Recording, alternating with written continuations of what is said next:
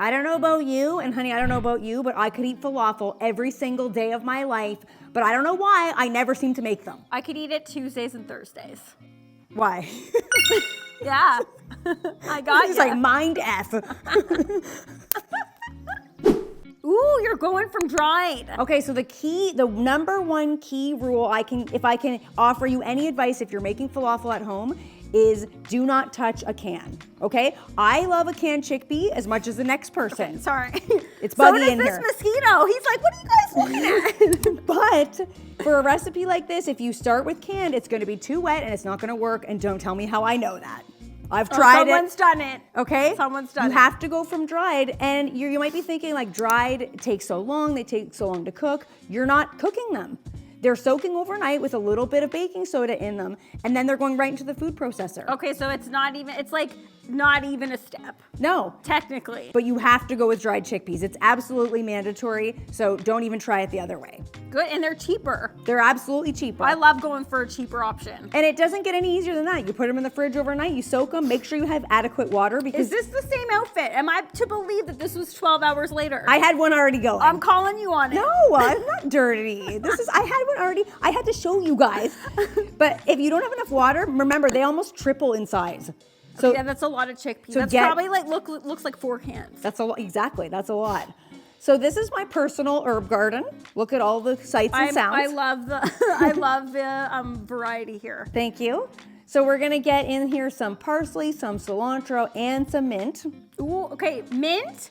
I never liked mint for ages, but it adds like a little je ne sais quoi. It totally does. It doesn't taste like a peppermint tea that you're drinking in there. It just adds in a little element of like, what is there? And there's also some dill in there too. Like an authenticity. For some reason, it feels like more of an authentic flavor when you're going for falafel here. Yes, absolutely. So we've got all our ingredients here. It doesn't get easier than this. Not a ton of ingredients, onion, garlic. We've got the herbs, the chickpeas, and we're ready to roll. Yeah, I love a recipe that's 5 and under. Yes, these are so easy and very inexpensive. So we're adding everything to a food processor. I lost one on the ground there. I was like, what just happened? Now. Did Loopy get it? Probably. She gets everything that hits the ground. We call her cleanup crew. No, she's in there immediately as soon as we're done cooking. So we're just gonna add the contents to a food processor. And you might be thinking, this looks like a lot. It does. It's really that filling looks like up that's not gonna blend properly. It's not. Oh, Spoiler alert, it's not. I have everything in here and I'm like, watch my face. I'm like, you know what? We're gonna force it. We're gonna make it happen. You'll blend, baby. You will blend. I don't know if you guys get like that, but you're like, then look at my face. It looks like it's like, oh no, no.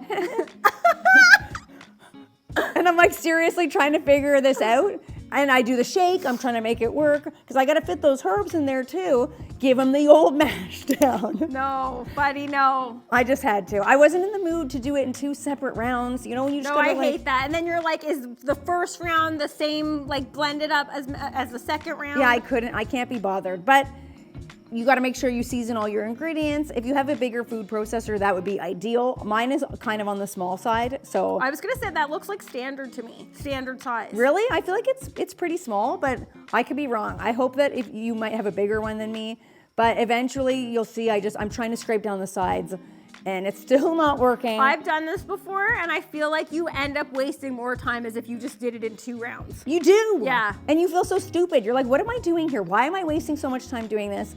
So we've all been there. Don't do what Kiki does. Separate it out. Okay. So eventually I took some out, I put it into 2 and I was like, just start off that way. Divide your ingredients into 2 and put it in separately. It makes it easier to blend and you'll get there a lot quicker than I did. Now, are you making falafel to feed an army?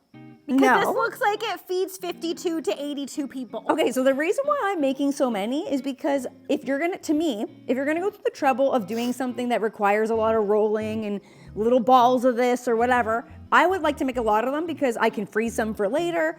This is something I don't want to do this all the time, and I love falafel. So I do want this to be a hefty recipe. No, Stop judging me. I take it back. I 100% agree with that. It's like meatballs. When I make meatballs, I make a batch for the freezer. Exactly. To me, that's the same thing because I love these. I could eat these day and night on salads and wraps, whatever. Once you get rolling, you're like, I could make 82 of these right now. So you might as well make a huge batch, get rolling, get freezing. Yes. During the week, later on down the line, you're like, I did all this work and I can appreciate it. Exactly. Midweek. So then on you a do Tuesday or Thursday when I enjoy falafel. For some reason, Maddie's falafel eating days. Yeah, Tuesday and Thursday, baby. So then you do have to let it sit, and what that's going to do is let those flavors meld together and let the chickpeas absorb those flavors, because remember that they're not cooked; they're still just raw chickpeas. And then I like to use a tablespoon measure for smaller ones, but you could use an ice cream scoop if you want a big honkers, or to flatten them out into patties for like a bun. Ooh. So I was going to do that, but I was in the mood for small ones, so I used a tablespoon measure. And you know what I think would work a lot better for this, which I don't have? If you're a baker and you have one of those tablespoon cookie scoops, I see a lot of people use those. Yes. That would have made this so easy. You could pop out 200 of those things. Look at me go. Yeah, but that's not even with the scoop. So you're like, you're cooking with gas even there. It took a long time. I'm not going to lie to you guys. It took a long time. I was there for a while. Look at how perfect and even they are. Yeah, exactly. And to me, that's worth the effort, to making them even. a hundo P. Look at how many. That look to me, if you get falafel in a restaurant, that's what they look like. But And I like the smaller ones. I personally like a crunchy exterior. I like a lot of surface area. Me too. So if you get them in a restaurant, typically they're deep fried. And since we're doing them in the Ninja Woodfire, I still want to add some oil to the outside to make sure that they're going to have that same crusty exterior. Okay, good call. So this is an avocado oil because we're cooking them on high heat.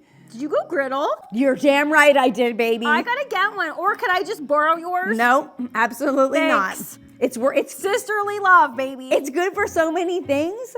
And you'll notice that I'm not making pancakes. I'm not making like fried eggs. You would never think to put falafel in a griddle, but I would if I had one. Well, you're not gonna get mine. It's a flat, non-stick surface. And you say I don't know how to share. Well, not my griddle. You can have Thanks. anything you want, but not my griddle. Well, we'll see about that. I'm trying to cram all these onto I didn't want to do these in 2 batches, so I'm trying to fit them all onto the griddle to have them in one big go. Did you? Watch and see. Okay. Wow. Look. Okay, what I love about this grill, it's tiny, but it's mighty. Yes, I didn't think that was gonna fit on there. Neither did I. I was like, oh, I'm definitely gonna have to do these in 2 rounds. But you can see I have room to spare. I just it's like a puzzle. You gotta get them all on. And look at how 5 fast. mins. Super fast. And I Look at that golden brown. And I did flip them over because I just wanted some more even browning, because they're not deep fried. Deep fried is where you get that nice brown uniformly around the outside, but on the griddle, it's obviously only gonna come from the bottom. Ooh. The smell, so garlicky, so many herbs going on in there. Those look like store-bought. Don't they? They look perfect. They look so you are not holding back here. No, so look at all pulling out all the stops. I got like like these falafels. Yeah, I got like a pita bar going over here.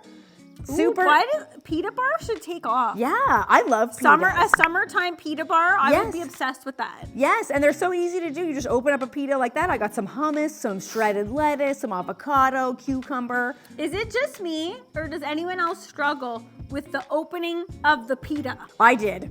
I always rip it, and then I end up just like mashing it together, and like I could never make it look like that beautiful pocket. Yeah, but the thing is this pocket, see the sides already cracking. It's starting to rip. I usually get it ripped down the seam, Yeah. and then like I get irritated, and I'm like, I'm just gonna fork and knife this. That's what I did. It's These look spectacular. it looks amazing, but it was very messy, so I did end up putting a knife and fork to it. But I do love all the fresh flavors going on in there. You got calamatas in there? Absolutely. Some sliced tomato. We've got some pickled red onion in there, some avocado. And you honestly cannot... Pickled turnip? No, pickled onion. Why not I didn't pickled have turnip? pickled turnip. Pickled turnip, sorry. This is a 9.5 out of 10 now. Sorry. I didn't have pickled turnip, but if you were to go to eat that at a restaurant, it would be like $15. We just made that for like next to nothing at home, and you have it for leftovers. Look at all those extra ones that we have. You can put them in the freezer. You could put them in lunches throughout the week. I like to just eat them on their own, dipped in some tahini sauce. Ooh. So I made a homemade Poppable. Yeah, a tahini sauce to go on that pita, but they're super easy to make, they're healthy, they're delicious, and they're perfect for summertime. The flavors of summer on Tuesdays and Thursdays, never on a Wednesday. Why? I don't know. I'm gonna drink wine. And you say I'm the whiny one, buddy? That was annoying me. I want them every day.